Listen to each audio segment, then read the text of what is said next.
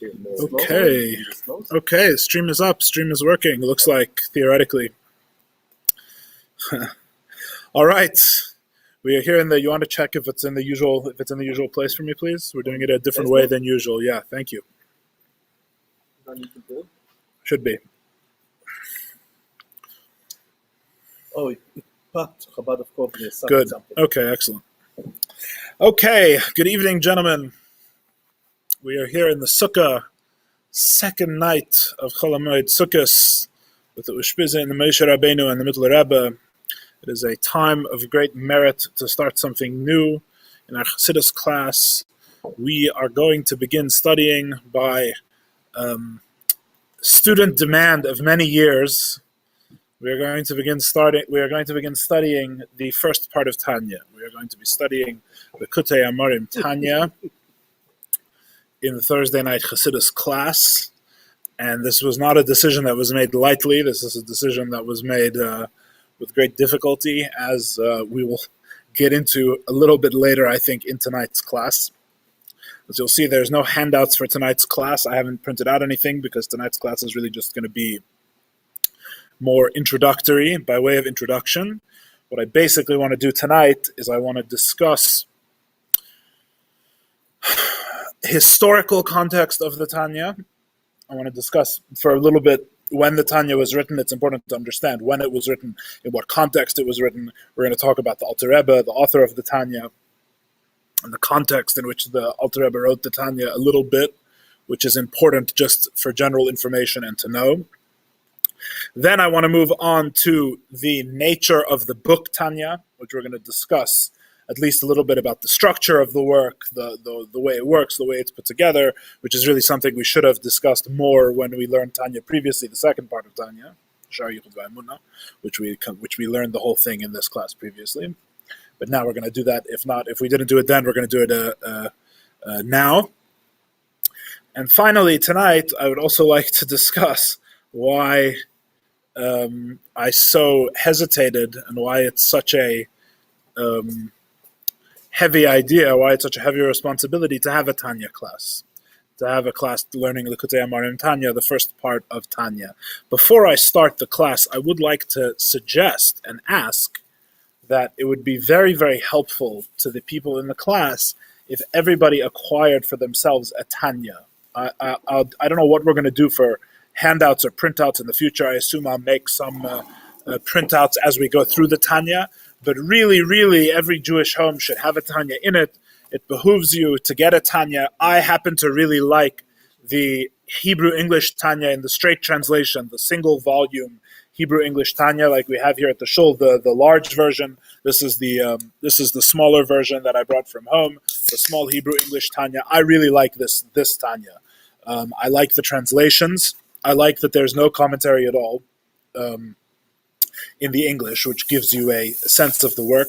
And I really, really like some of the Haisafes, some of the additional stuff that's in the back, including, a lot of people don't know, an entire book written by Harav Shochat, Rabbi Jacob Emanuel Shochat of blessed memory. There's an entire book of his printed in the back of the English Tanya called Mystical Concepts in Chassidus, which is an incredibly underrated book in English about all of the concepts, Kabbalistic concepts, that a person needs to understand the fourth part of Tanya, which really is a different way of saying all the Kabbalistic concepts one needs to begin studying Chassidus, because really so much of Chassidus, of course, is based on the Tanya.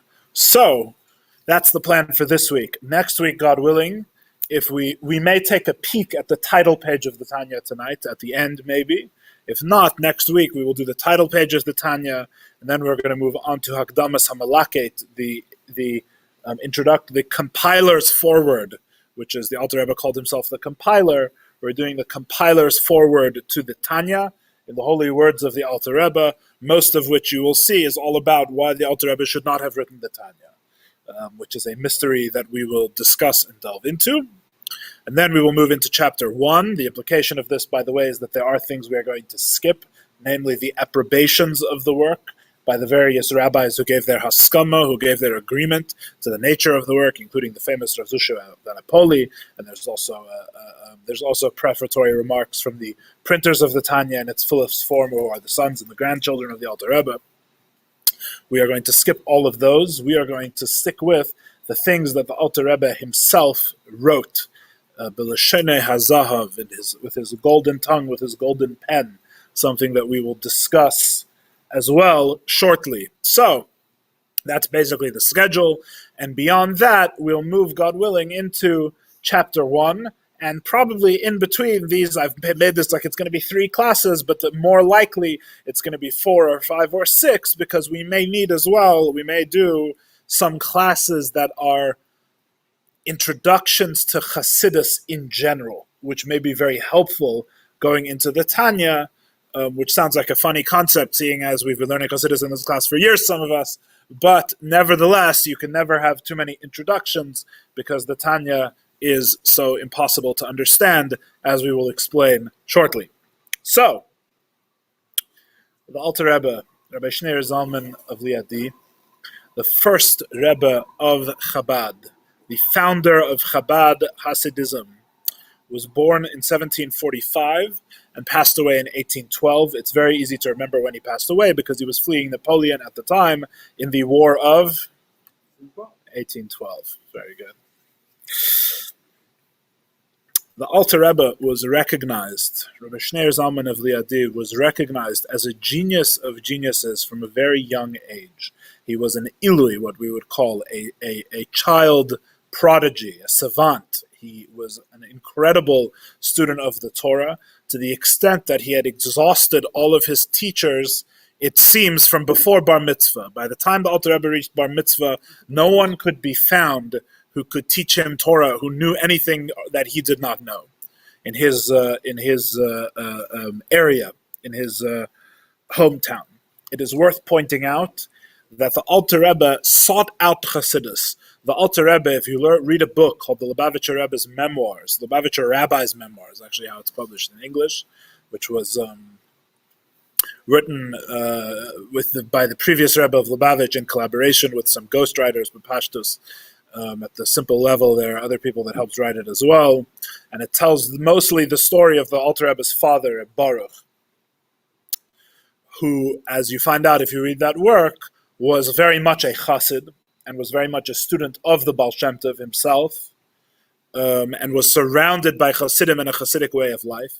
However, the Alter Rebbe although he was raised in this Chassidic context, the Alter Rebbe never met the Baal Shem Tov himself. Even though they were alive at the same time, the Baal Shem Tov passed away when the Alter Rebbe was 15 years old, which, as the Lubavitcher Rebbe points out in a Sicha, is Hafla V'Fela, is incredibly wondrous, because you see the exact same setup with the forefathers of the Jewish people. Avram, Yitzchak, and Yaakov also shared 15 years together on this earth. Avram Avinu passed away when Yaakov was 15 years old, and so too the forefathers of Chassidus, the Baal Shem Tov, the Maggid of Mezritch, who we'll talk about in a moment, and the Alter Rebbe also shared 15 years together on this earth. But unlike the forefathers, where Yaakov and Avram studied Torah together, the Alter Rebbe never met the Baal Shem Tov, and this, it's a long story, but this was by the express wishes of the Baal Shem Tov. The Baal Shem Tov did not want the Alter Rebbe to meet him. The implication is that the Baal Shem Tov wanted the Alter Rebbe to be attached purely to the Maggid of Mezritch. The Baal Shem Tov didn't want to mess up or get in the way of, so to speak, the Alter Rebbe's attachment to the Maggid by the Alter Rebbe meeting him. This seems to be the implication of the stories, as much as we can understand the motivations of these great tzaddikim. How old was Alter Rebbe to Mezritch? We will get into that momentarily. The Alter Rebbe was not raised in other words, was not raised in a Hasidic court. The Alter Rebbe did not know the Baal Shem Tov, and the Alter Rebbe did not have a Rebbe until he went to acquire one. As the story famously goes, the Alter Rebbe, at a certain age, this age is apparently, Barry, around 20 years old, I think. He was married. I believe so. There's all stories about his marriage, which we won't get into. Alter Rebbe was around 20 years old, I believe, something like that, when he asked himself, he had to decide whether he was going to exile himself to Vilna or to Mezrich. In Vilna, there was a Gaon, the Vilna Gaon, and was an incredible place of Torah study, whereas the Chassidim and the Chassidic Rebbeim had their base in Mezrich, around the Maggid. How big was his establishment? How many people was it? The Maggid of Mezrich famously had, if I recall correctly, 120 Talmidim, primary Talmidim. It was a different story than the Baal Shem Tov, because the Maggid's Talmidim were all tzaddikim. The Baal Shem Tov is a different story. The Baal Shem Tov was open to everyone, much more simple Jews in the court of the Baal Shem Tov, right? As is discussed in the Sichos and the talks of the Rebbe about the different Ushpizin, that the Baal Shem Tov and the Maggid had opposite styles. The Baal Shem Tov was like Avraham Avinu, who went around and reached out to all people. The Maggid, you came to the Maggid. The Maggid didn't come to you. It's the difference between the Maggid and the Baal Shem Tov. And the Alter Rebbe was one of these people, and the Alter Rebbe was the youngest of all the primary students of the Maggid of Mezrich. The Alter Rebbe was a colleague with people who were many, many years his senior. He was the child of the group, and he was also different from most other members of the group because he was called the Litvak. He was from a different place than most of them. Most of them were from what today we would say is Poland or Ukraine.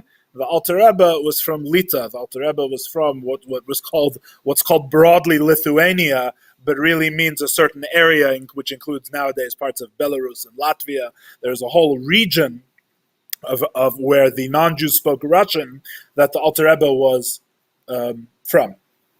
And the Alter Rebbe had this decision of whether to go to Vilna or to Mezrich. Do I go and study with the great Torah scholars of Vilna, or do I go and study under the great Rebbe of Mezrich? And the Alter Rebbe famously said that learning Torah I already know how to do a little bit, by which this was a gross understatement, by the way, a classic understatement, as we're going to see from the Alter Rebbe. The Alter Rebbe at this point did not know how to learn Torah a little bit. The Alter Rebbe was a giant among giants of Torah study at this point. He said, but to daven I don't really know. To pray I don't really know how to do. And in Mezrich they know how to pray. So the Alter Rebbe decided that the thing that he was lacking was more to be found in Mezrich. And he went to Mezrich, and there's stories about how he didn't stay in Mezrich personally. There's a whole story. He stayed for a little bit, and he didn't get it, and then he wanted to leave, and then things happened that convinced him to stay. There was a famous Torah of the Maggid. We know the stories in general of what happened. There was a certain Torah of the Maggid, which convinced the Alter Rebbe that the whole, it was like there was a whole facade that what was going on at the Maggid was very simple. And it was very difficult to penetrate the facade. You couldn't see really the qualities of the Maggid and his Talmidim. They were hidden. All the qualities were hidden inside. There was no flashiness to it at all. They weren't out there. They weren't out to impress you. So when you showed up to the court of the Maggid of Mezrich, you weren't going to be impressed by them automatically. You had to have the seichel and the good sense to look and to dig beneath the surface. And as the story is told, that the Maggid said a certain Torah, and this Torah, so to speak, tore the veil open for the Alter Rebbe, and all of a sudden he realized that what he was in the presence of, and he decided to stay in Mezrich.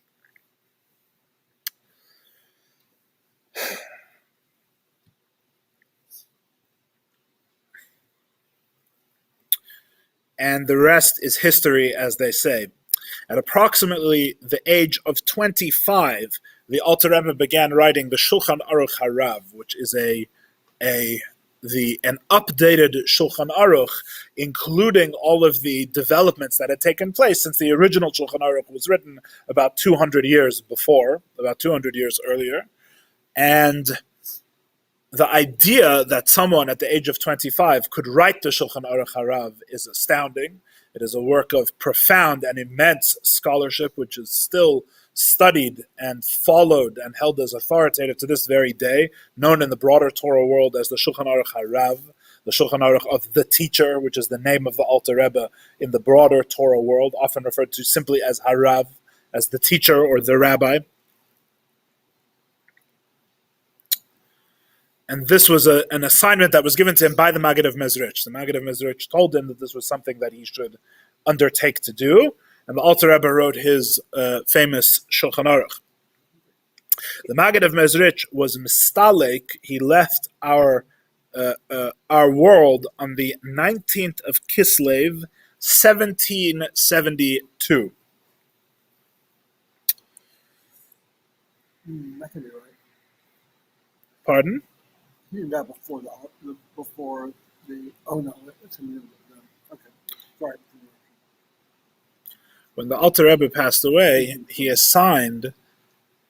Pardon me. When the Maggid of Mezrich passed away, the Maggid of Mezrich assigned, if not explicitly, at least implicitly, roles to certain of his followers, that they should go and spread out, and instead of there being one central Rebbe, there should be many Rebbes, and it should be divided up geographically. And there was this is also a very long story, there was a whole organizing committee. They were very organized. They divided it up in an organized fashion, and each Rebbe had their territory, but they were still under something like a central governing body that could resolve disputes, so to speak, which is a fascinating concept among all the great tzaddikim who were students of the Maggid. And the Alter Rebbe, the Litvak, as he was known affectionately to the other students of the Maggid, was assigned the toughest nut to crack, the most difficult, perceived to be the most difficult place, which was his homeland of Lithuania, which was the stronghold of opposition to Chassidus. And the Alter Rebbe was chosen and was sent, and it became his mission in life to be the Rebbe in that area and to spread the light of Chassidus in that place, which, as we will come to see, God willing, was very much itself in the spirit of the Alter Rebbe's teachings. It's the whole way of the Alter Rebbe, in other words, would dictate that he should go to the most difficult place and spread Chassidus there. The Alter Rebbe became the Rav of Liadi, which is actually where the Alter Rebbe was Rebbe for most of the time. The Alter Rebbe is only called Shneur Zalman of Liadi because he lived in Liadi the last, I believe, 12 or so years of his life, something like that. Most of the time that he was the Alter Rebbe in a place called Liadi. And not only was he the Rebbe, he was also the Rav. So in other words, the Alter Rebbe was the rabbi of the town. He resolved communal issues. People wrote him as well for Shilas and Chuvas. They wrote him for halachic advice and answers to halachic questions. The Alter Rebbe did fundraising like a local rabbi. The Alter Rebbe went and he collected and he sent people, and he went himself to collect money all the time, a lot of which was sent to Eretz Yisrael, and especially the Jewish community and especially the Hasidic community in Eretz Yisrael.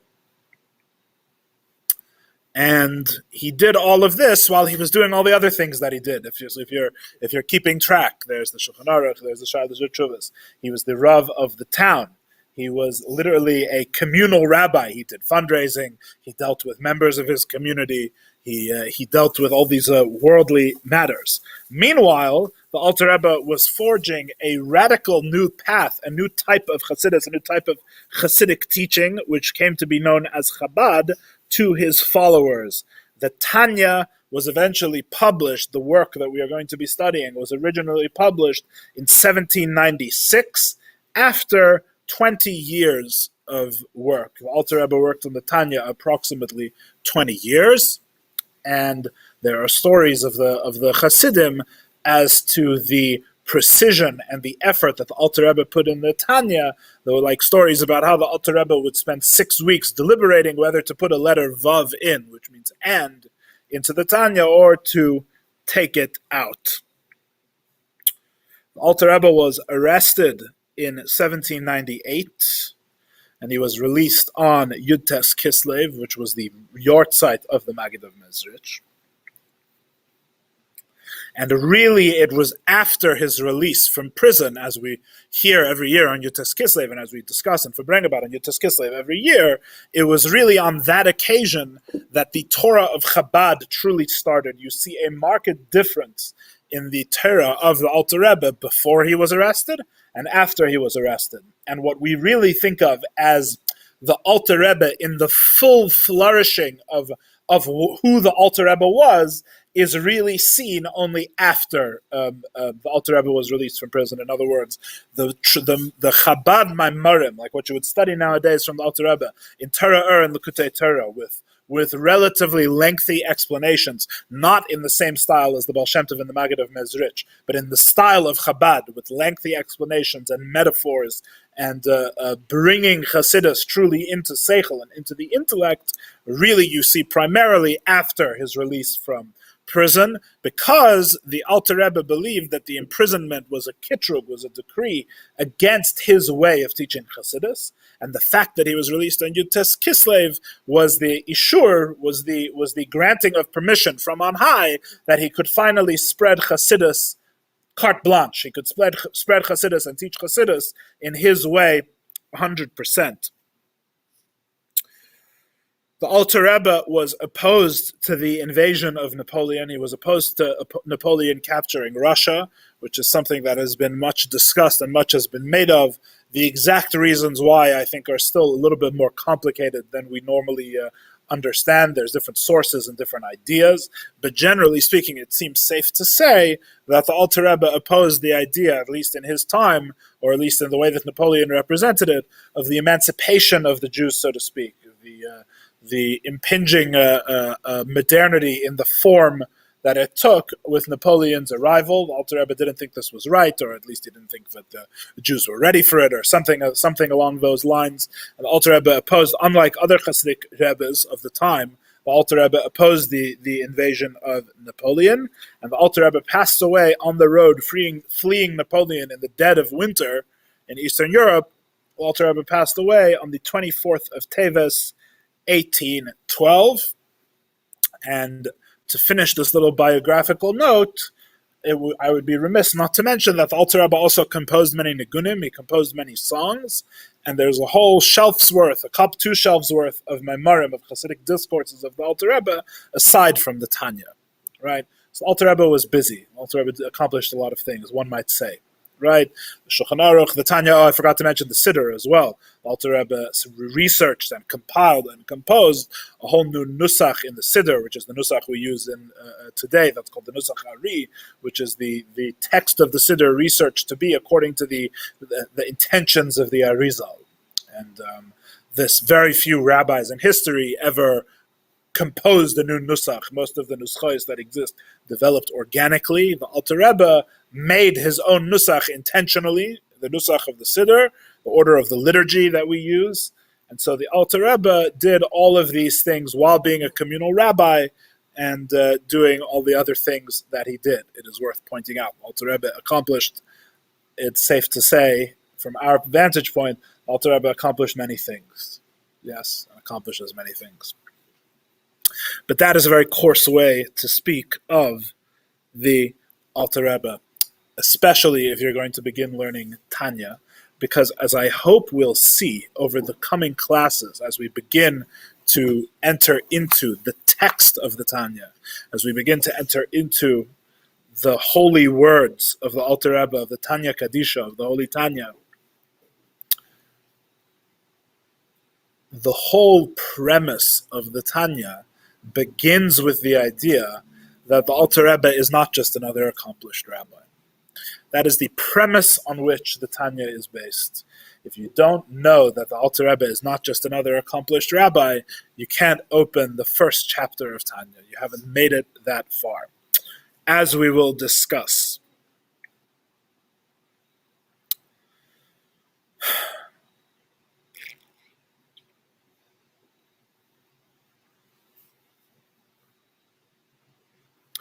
the Alter Rebbe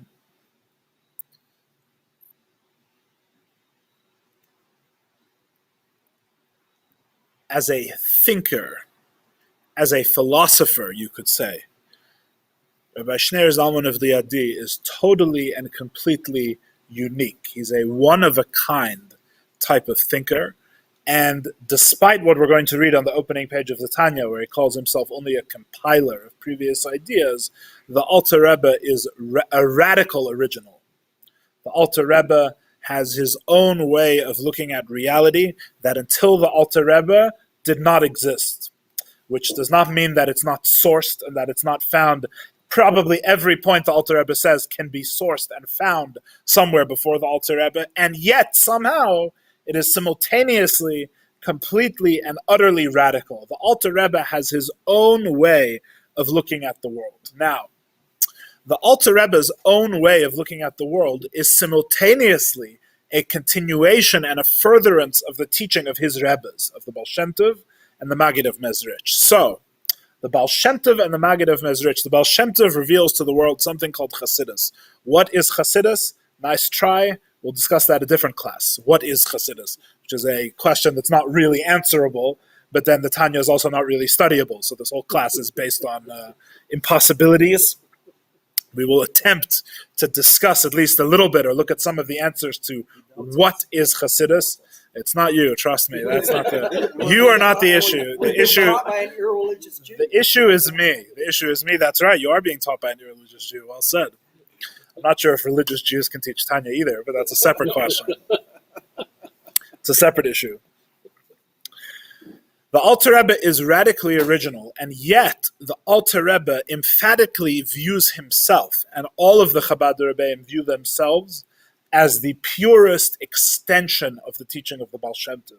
This is important to understand. In other words, when you say Chabad Chassidus is always, to the Rebbes of Chabad, to the Rebbes of Lubavitch, is always a subcategory of the Baal Shem Tov's Chassidus. In other words, it's not what? But so is Breslov. No one's arguing Breslov isn't. All we're saying is that they see themselves as an extension of the Baal Shem Tov. They're not a break from the Baal Shem Tov, God forbid. On the contrary, they see themselves as the purest and the most perfect extension of the Baal Shem Tov. Right? That is the view. The Alter Rebbe views himself as a radical, but the Alter Rebbe is radical, but his radicalism is his radical commitment to what he sees as the true intention of the Baal Shem Tov and the Maggid's teaching. In other words, the Alter Rebbe is a radical traditionalist, right? In other words, there is a recurring theme in Lubavitch and Chabad teaching in general. This is not in my notes, but I'll say this will happen as things fall apart from the lesson plan. You see this theme again and again where the Alter Rebbe says that the truth of the Baal Shem Tov's teaching is not the superficial trappings. The truth is the inside. The truth is the neshama, right? So in other words, as we may touch on in a bit more, the Alter Rebbe was opposed by everyone. No one agreed with Alter Rebbe. Kimat. That's not 100% true. There were a lot of people that agreed with Alter Rebbe. For example, Rav Levi Yitzchak of Berdichev, Rav Zusha of Anapoli. Alter Rebbe had his supporters and colleagues who were supportive of his project and his approach. But the Alter Rebbe was besieged from without and within. The Alter Rebbe had lived in a place, as we mentioned already, of intense opposition to the teachings of Chassidus. The Misnagdim were powerfully opposed to the Alter Rebbe, and much of the greatest opposition of the Misnagdim was specifically fell on the Alter Rebbe because he was the closest to the strongholds of the oppositions to Chassidus. And at the same time, the Alter Rebbe was also beset by opposition from within the other Talmidim of the Maggid. The other Talmidim of the Maggid disagreed with the approach of the Alter Rebbe to Chassidus. They saw the Alter Rebbe as a radical change and a true break at some level from the true teachings of Chassidus. So the Alter Rebbe did not care. The Alter Rebbe was firm and steadfast in his approach and his opinion, right? The short version of it is that the opponents of Chassidus saw the Alter Rebbe as too Chassidic, and the other Chassidic Rebbes who were opposed to the Alter Rebbe saw the Alter Rebbe as too non-Chassidic, right? So everybody saw the Alter Rebbe was everywhere and nowhere all at once. He was on his own side, right? Again, not 100% true. The Alter Rebbe had many supporters, great tzaddikim, and many great rabbis who supported him, etc. Even among the Misnagdim, there were some who supported the Alter Rebbe more than others. These are all very interesting stories, which would extend the class for a very long time.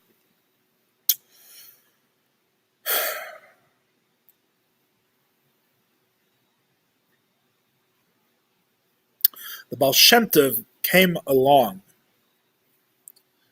and with Chassidus woke up the Jewish neshama.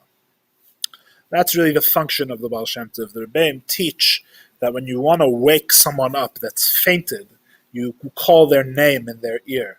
The name of the Baal Shem Tov was Yisrael. God sends Yisrael to the world to call in the ear of the Jewish people that they should wake up from their slumber. The Jewish people of Eastern Europe were suffering tremendously in the time of the Baal Shem Tov on all fronts. They were suffering spiritually. They were suffering spiritually from an order that did not really speak to the average common Jew of Eastern Europe and give his life what we would call in Chabad house meaning and purpose. And on the other hand, they suffered tremendously from terrible grinding and crushing poverty and pogroms and things of that nature, which made their physical life very, very, very difficult. The Baal Shem Tov was sent into the world, was a student of Achia HaShiloni, who was the Eliyahu Hanavi's Rebbe, the Rebbe of Elijah the prophet from the Tanakh, Achia HaShiloni.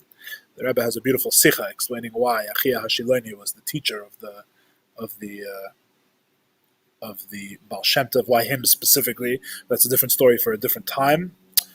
He was sent into this world with a revelation of the Torah of Chassidus as a new light, as a new means, a new revelation of the Torah to wake up the souls of the Jewish people, right? To awaken them, to shake them from their slumber, the spiritual and physical slumber of exile.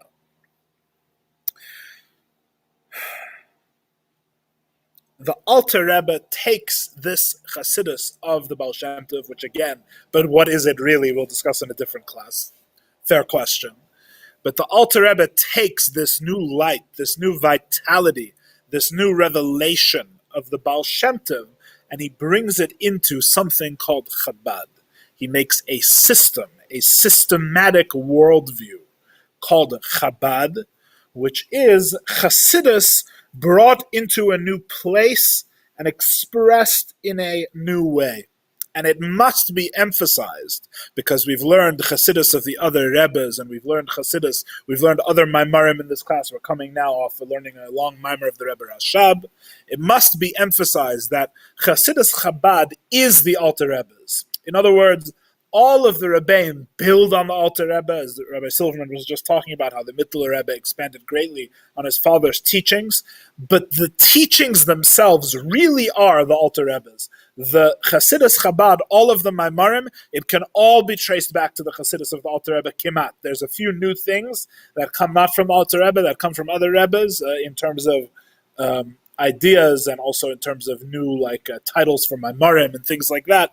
But almost everything traces its way back and finds its roots in the Alter Rebbe. The other Rebbeim are just here to expand on and to open up and to bring for each new generation in its way the teachings of the Alter Rebbe. Chassidus Chabad is the Alter Rebbe's Torah.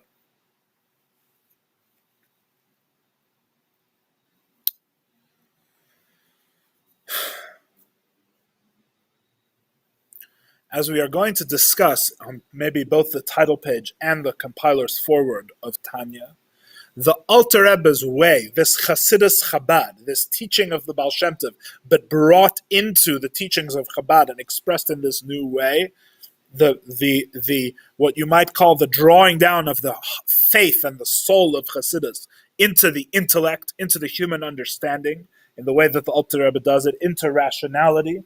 This expression of Chassidus, this shita, this approach, this worldview of the Alter Rebbe's, is 100% all-embracing. And this is another thing that it's so important to understand before you study Tanya, right? We're going to talk about this more in the What is Chassidus class, and as we move into the forward, and as we move into Tanya more, as I work to find the right words and the right ways of illustrating this point. But the point should be said even now that the Alter Rebbe's approach is holistic. It's an integrated whole, right? if it's not an integrated whole, if what you have is a grab bag of teachings, right? Let's say you can write a nice pirush on the Chumash with teachings of the Alter Rebbe, right? With little Hasidic dim sum, right? Tapas, appetizers, right?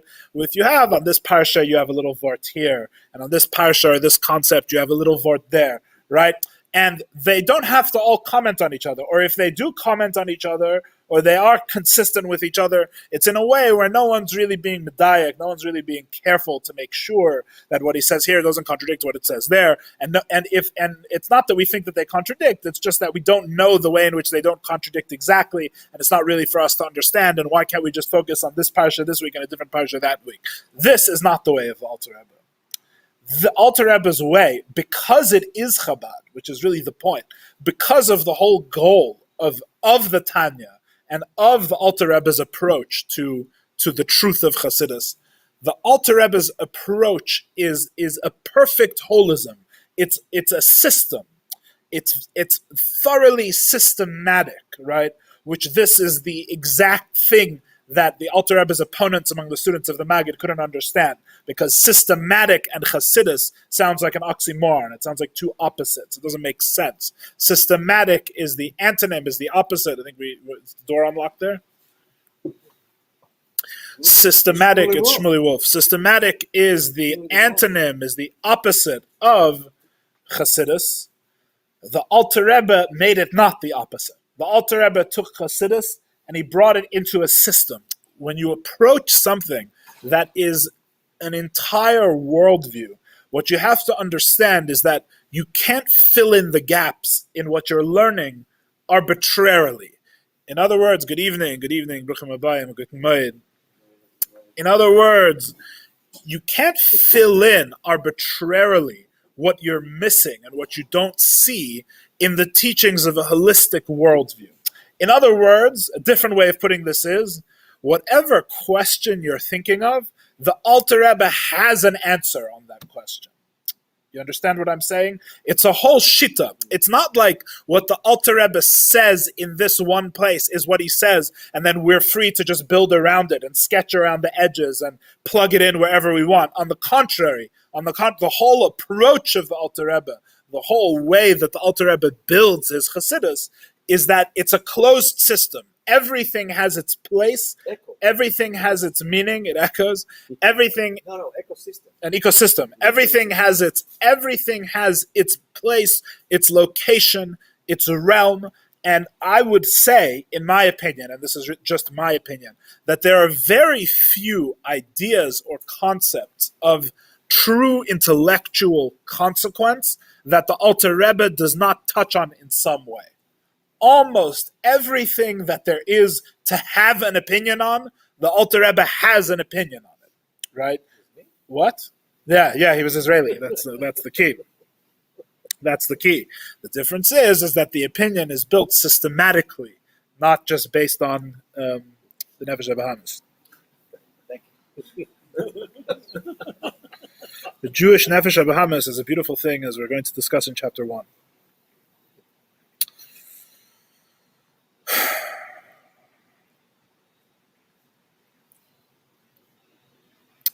So if you put the idea together that the Alter Rebbe takes the Chassidus of the Baal Shem Tov and makes it systematic, what we're really discussing is something that you can learn and understand with the intellect and grasp with the intellect in a systematic way that conveys the two famous pillars of the Baal Shem Tov's teaching, which is really what the Baal Shem Tov was told by his own father on his father's deathbed, who told the Baal Shem Tov two things. He said, fear nothing except God, and love every Jew with all of your heart. Love every Jew with pure Avas Yisrael, which is really the two pillars of Chassidus, the two essential points, Nekudus of Chassidus, which is Avas Yisrael and Achdus Hashem, right? Love of your fellow Jew and the unity of God is really, in a way, the entire Chassidus. The Alter Rebbe takes these two sound bites and shows you, and we'll discuss this. This is a subtle thing. Shows you how these 2 points are the pervasive ground for all of reality that can be perceived by the rational intellect, as we're going to discuss, which is a fancy way of saying that this is really all there is. This is the truest reality. But, as we're going to discuss, the Alter Rebbe doesn't just assert it's the truest reality, the Alter Rebbe even builds it into the intellect and human understanding, which we're going to see. I'm just touching on some important points at this juncture.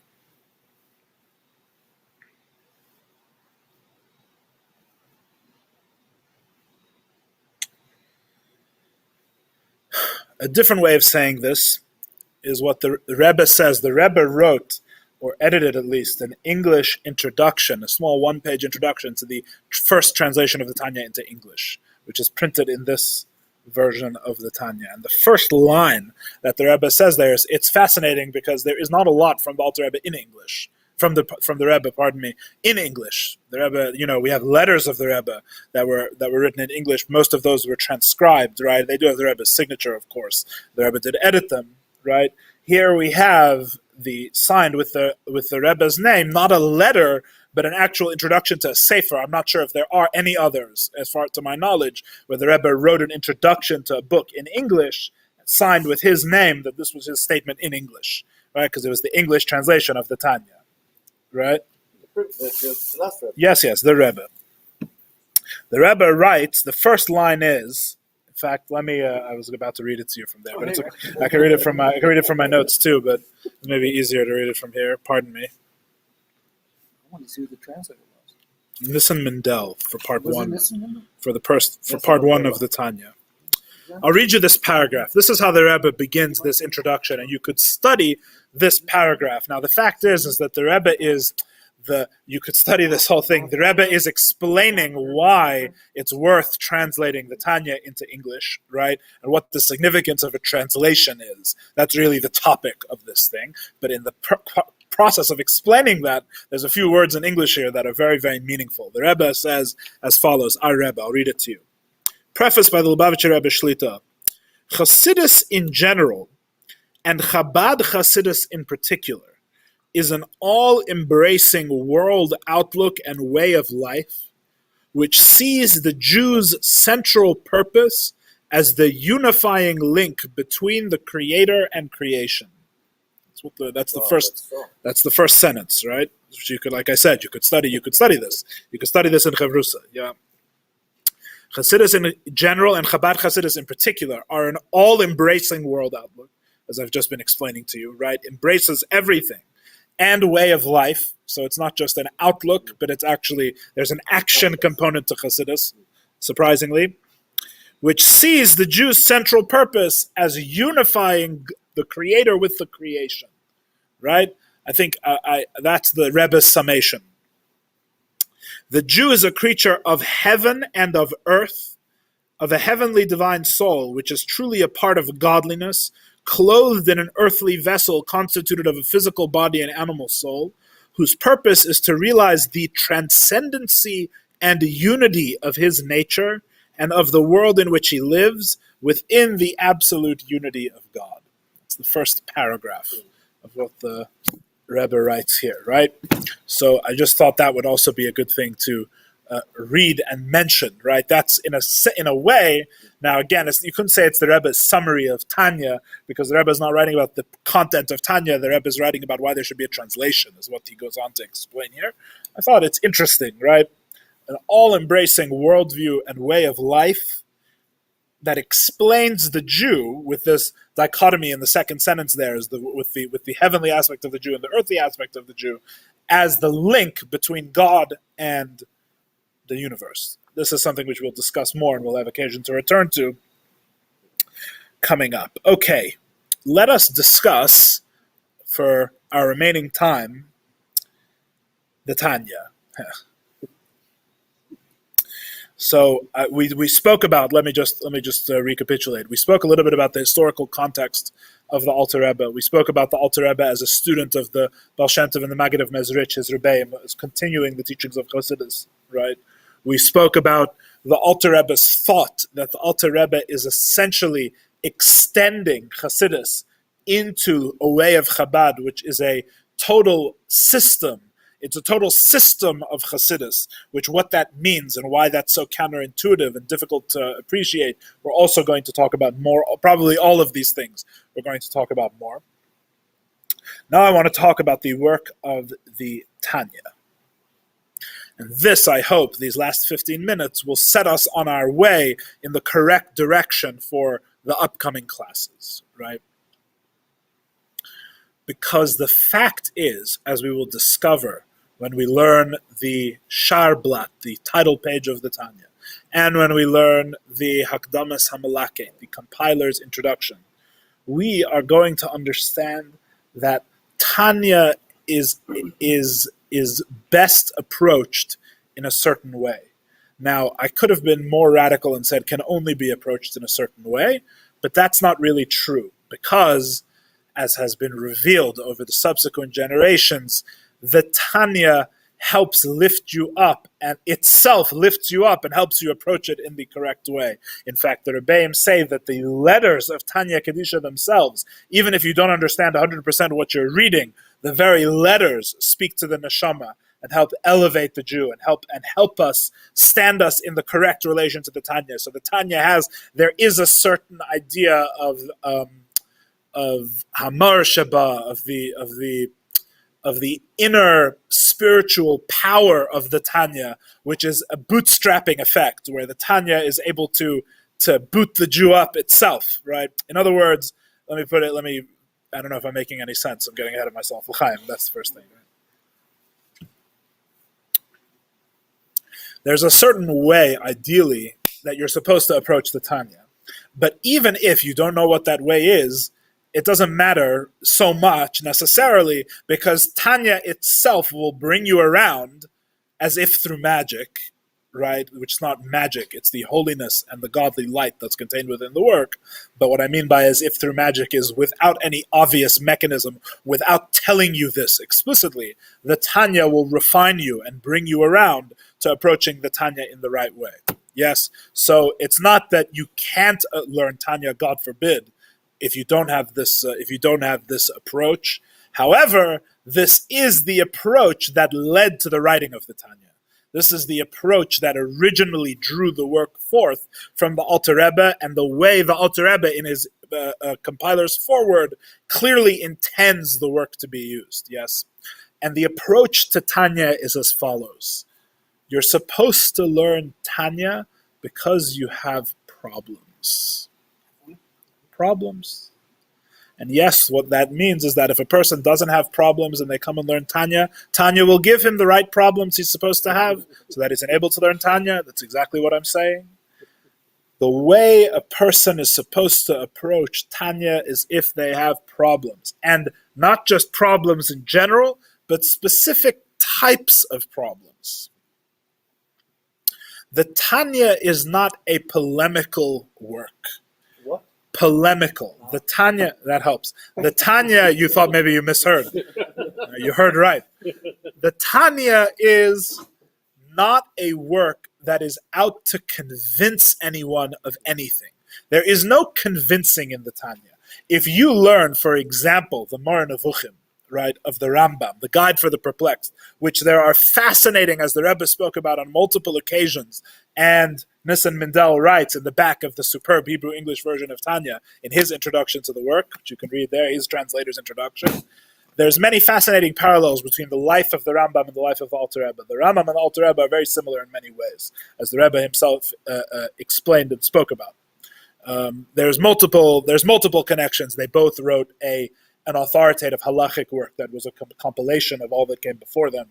They both wrote works that to guide Jews toward God, right? There's many other what? Yes, they both were hugely misunderstood in their time and faced huge resistance. There's many parallels. However, fundamentally, there is a point where the comparison breaks down.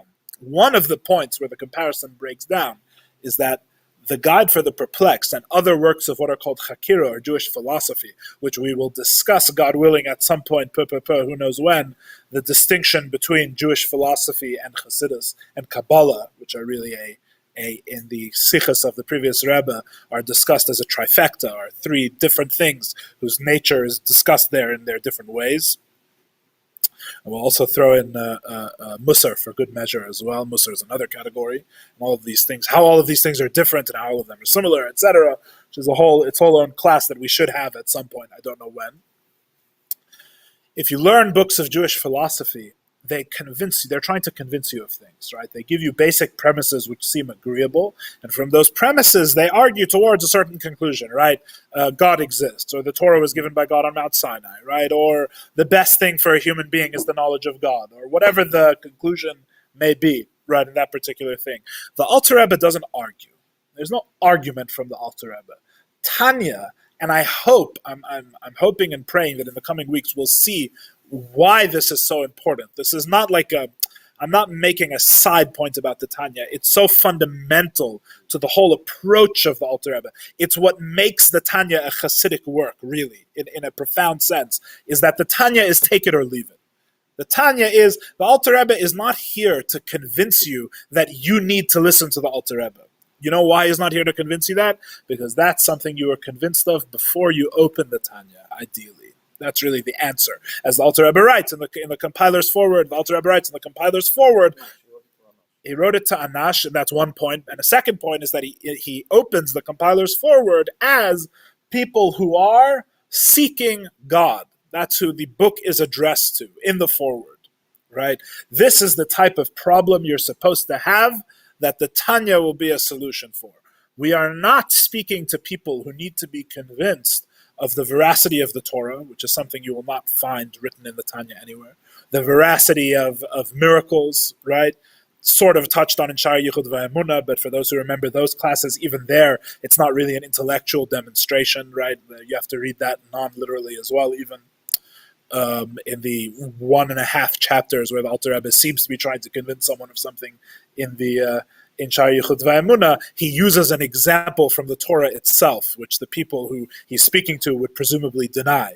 So the Alter Rebbe intentionally self-undermines his own point. He says that you realize that God works in a certain way because that's what he did at Kriyas Yamsuf, right? Who is he addressing? He's addressing people who don't believe in miracles, right? So if you follow my argument here, because God acted in a certain way at the splitting of the Red Sea, now you should believe in miracles, right? You see that this can't be read as the pshat of Tanya, right? Whatever, we discussed that. Go see those, go dig that up in chapter 3 of Shar Yichud V'Emunah. It's on the internet somewhere. The Tanya is not here to convince a religious Jew intellectually of anything that a religious Jew believes. That never happens in the Tanya, which makes it all the more mysterious that people who study Tanya suddenly believe all of these things and start believing them. It's a separate that's the other side of the whole story. The Tanya is based on, as Ronnie mentioned, as we're going to read in the introduction, the Tanya is a work written for Anshe Shleimenu, for Anash, for Chassidim. Which means, and it doesn't mean that people who have a card-carrying badge or have a long beard or speak with a Brooklyn accent, that's not the condition for being a or a Liajna accent for that matter. The condition, I think, in my very humble opinion, and we'll get in a moment to just how humble my opinion is, but in my humble opinion, what this means is the whole Tanya is based on trust. The whole Tanya is based on trust. The whole concept of learning this work, as we're going to see in the introduction, the reason why it's not like works that came before it is because even though it is a full, systematic, ethical Torah work about the relationship between the Jew and the world, the Jew and God, the Jew and his fellow Jew, and the Jew and himself, nevertheless, it is not argued for. It's not based on intellectual presuppositions. There is no convincing that's going on here. You are here and studying the Tanya, it is presumed, because you did all of the right things, you believed all of the right things, you did all the Torah and mitzvahs, and there's still something that you haven't found. there's still something that's missing. The Alter Rebbe's work is to address why that would happen, how that would happen, and how to fix it. That's what the Tanya is here for. The Tanya is for people who are seeking God, right? And the whole concept of seeking God in the Tanya is defined on the Tanya's terms, if you understand what I'm saying. In other words, by opening the Tanya, and by approaching the Tanya, you are already playing the Alter Rebbe's game. You have already entered into this relationship. The Tanya is predicated on, the study of Tanya begins with trust of the Alter Rebbe, personal trust, that the Alter Rebbe is going to come as a Rebbe, which is distinct from a tzaddik. A tzaddik is an incredibly holy and powerful neshama, but a Rebbe is a tzaddik who lives the problems and lives within the issues of regular Jews, like you and I, regular human beings. The Alter Rebbe comes down to that level, and the Tanya addresses the person at that level. And this is the only way to understand the Tanya. The Tanya is predicated on that the Alter Rebbe is a Rebbe. That's the first step of learning Tanya, is that the Alter Rebbe is a Rebbe, and a Rebbe is a tzaddik who understands my life from the inside out. And so I can trust him, and I can go and study the Tanya. Now, that's all very lofty. That's all very holy.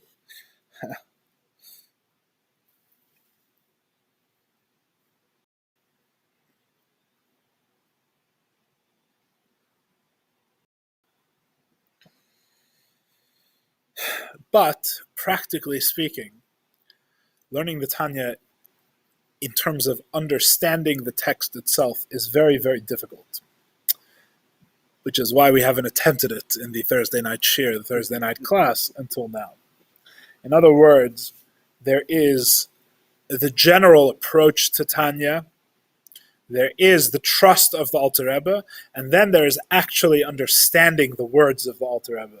And understanding the Tanya, for me, and I can only speak personally, as the person who, for some random reason only explicable by God, has ended up giving a Thursday night Chassidus shir at this synagogue, the Tanya is much more difficult to study than anything that we have studied in this class so far.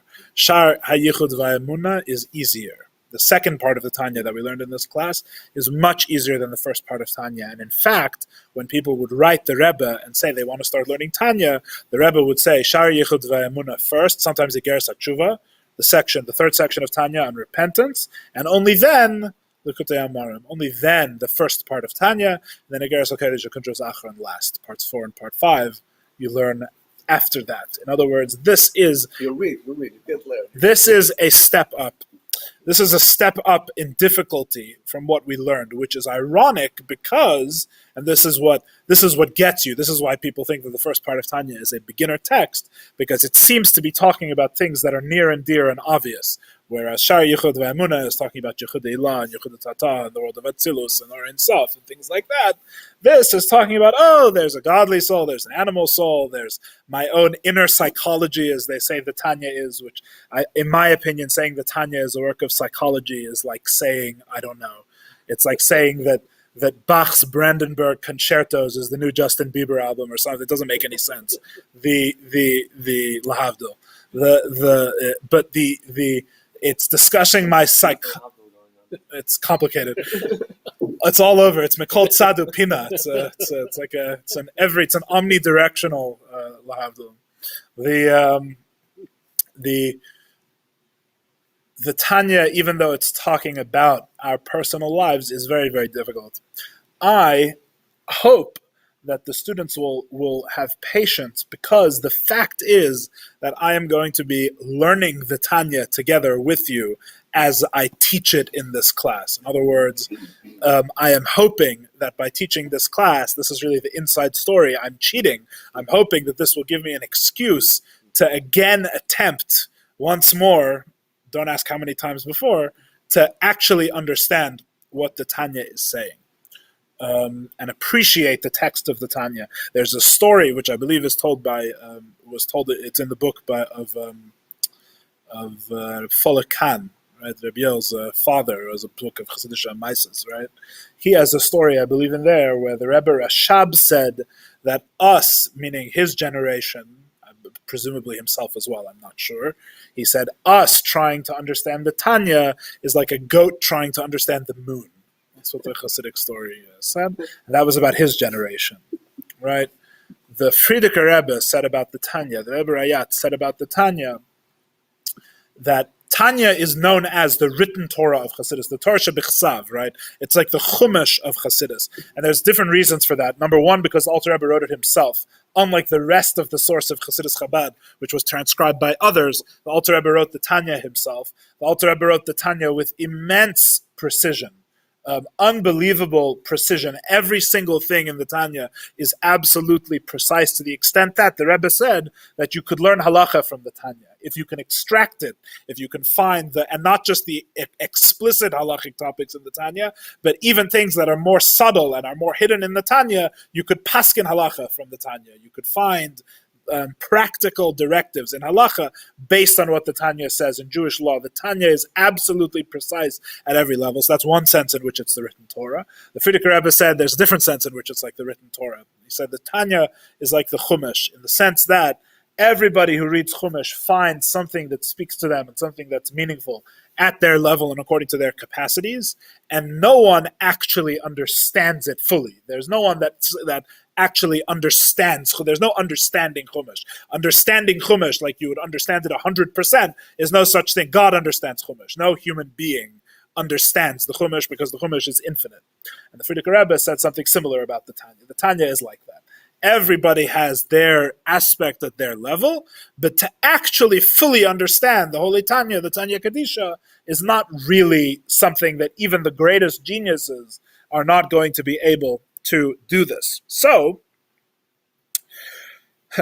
with this in mind, we are, God willing, going to begin and move forward with our classes and attempt to study the first part of Tanya. We'll have a brief word on, and then we'll finish on the 5 parts of Tanya, just so we know what we're doing, right? The Tanya has 5 parts. The Tanya was originally published in the lifetime of the Alter Rebbe, when we said it was published in 1796, right? After 20 years of work, those were the first 2 parts of Tanya. You have Shara Yichud Ve'emunah, which we already learned, which is generally in the broadest sense, is about the Haskalah of Tanya, the intellectual understanding of the unity of God part of the Tanya. And you have Likutei Amarim or Sefer Shel Beinanim. We'll talk about the names. That'll be in the next class, God willing. We'll talk about the names of Tanya. You have the 53 chapters corresponding to the 53 parshas of the Torah. And yes, the book has been written. If you're wondering, if you're thinking someone should write a book finding the parallels between all 53 parshas and the 53 chapters of Tanya, the book has been written. There is such a sefer. I forget what it's called. I forget. These are the 2 parts that were written when the Alter Rebbe was living, and as we discussed when we learned Shara Yichud Ve'emunah, pardon?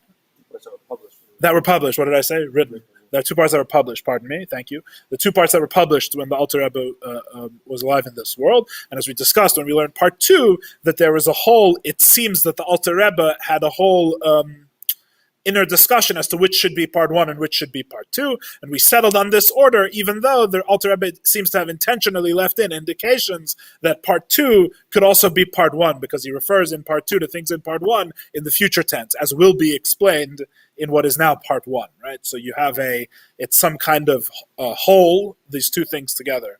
So you have the guide to life and to the human soul and the Jewish experience and the Jews' mission on earth, etc., which is the 53 chapters of part 1. You have the 12 chapters of part 2, which is Shara Yichud Ve'emunah. Part 3 is Igeres HaTshuva, which the Alter Rebbe wrote, of course. All the parts of the Tanya are written by the Alter Rebbe. The Igeres HaTshuva is the guide to repentance according to Hasidic thought, was added posthumously, as was part 4, which is Igeres HaKedesh, which we're learning now in the Daily Tanya. So whoever learns the Daily Tanya is familiar with the wide range of topics and also registers up and down of what's discussed. Sometimes some of these letters, these are all letters that the Alter Rebbe wrote. Some of them are more simple to understand and straightforward, and some of them are very, very, very abstract and difficult, including chapter 20, the very famous chapter 20 of Igeres HaKodesh, which was very long, and we just finished recently, which was the last thing that the Alter Rebbe wrote. It was found on his body after he was mistalik. This was found on him, the chapter 20 of Igeres HaKodesh.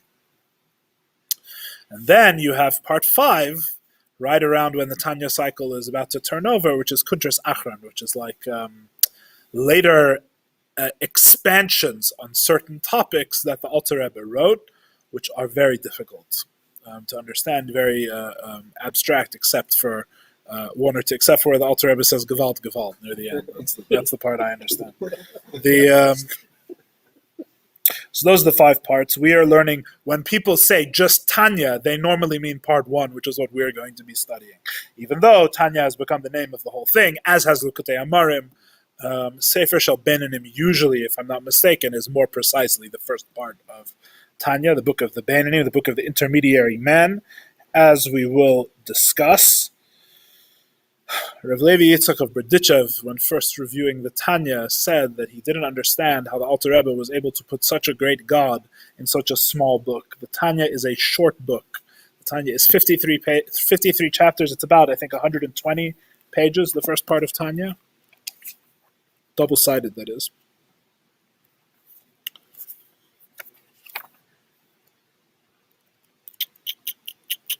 Yeah. It's actually, double-sided, so it's 75 times 2, right? So it's about 125, 150, right? 150 pages, right? 53 chapters. It's actually a short book. As we will see, the short book can be, the shortness can be deceiving. God willing, the point is not to focus on the small book. The point is to focus on the great God. The holy Tanya, the Rebbeim say the Tanya is like nothing else. The words of the Tanya, and we should be benched, and we should ask the blessing of all the Ushpizin, both the general Ushpizin and the Chassidische Ushpizin in the Sukkah with us tonight, led by the Mittler Rebbe, the son of the Alter Rebbe, who helped publish the latter 3 parts of the Tanya, whose name is in the beginning, in his own forward. We should ask their bracha, God willing, that moving forward in our classes, we should, even if we don't find necessarily, perhaps even if we struggle with it in our intellectual understanding, that the light, the great God within the book of the Tanya, the light within the holy words of the Tanya Kadisha, should elevate us and lift us up and set us in the proper path in the learning of Chassidus and the ways of Chassidus, God willing, to be continued next week. Oh yeah, thank you.